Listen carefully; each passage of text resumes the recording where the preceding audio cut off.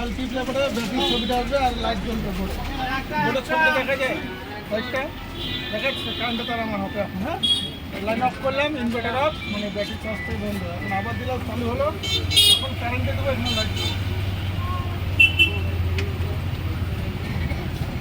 কারেন্টে দিলাম,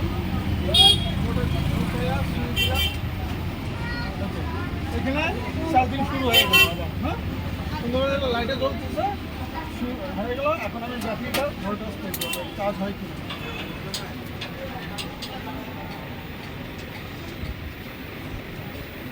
পজিটিভ। এখানে চার্জ হচ্ছে,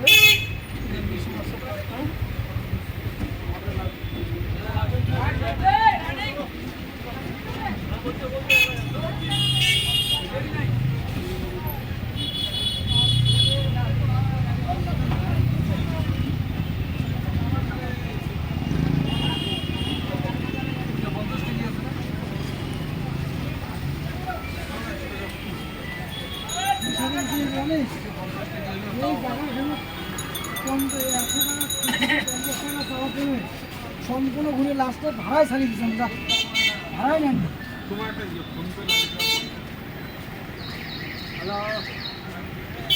হ্যালো, এখানে চার্জিং হচ্ছে। হ্যাঁ, মোবাইলটা 13.22 ব্যাটারি চার্জ।